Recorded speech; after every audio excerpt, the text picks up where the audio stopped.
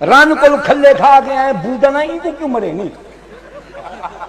چبلا ڈنگا. تم قرآن پڑھنے والے بچے کو مارتے ہو تمہیں شرم نہیں آتی؟ قرآن پڑھنے والے بچے کو مارتے ہو. نبی نے کیوں نہیں مارا؟ ابوبکر نے کیوں نہیں مارا؟ عبداللہ ابن مسعود نے کیوں نہیں مارا؟ براء ابن عازب نے کیوں نہیں مارا؟ ابی ابن کعب نے کیوں نہیں مارا؟ یہ سب رسول اللہ کے متعین کردہ معلم ہیں. ان کی ڈیوٹی تھی کہ ان کو دین سمجھاؤ اور ان کو قرآن کا علم سکھاؤ.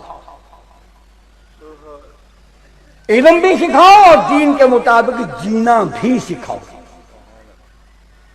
ایک تھپڑ کوئی مائی کا لال ثابت نہیں کر سکتا.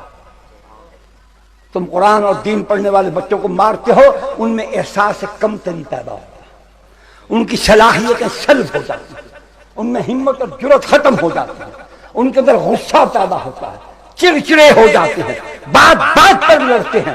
پھر جب ان کا بس چلتا ہے وہ اپنا انتقام اپنے شاگردوں سے لیتے ہیں. یوں نسل در نسل تم بچوں کو مار مار کر پڑھاتے ہو، تمہارے نفسیاتی مریض بچے پیدا ہوتے ہیں.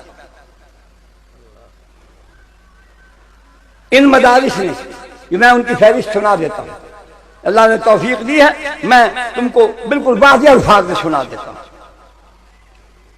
اللہ اکبر.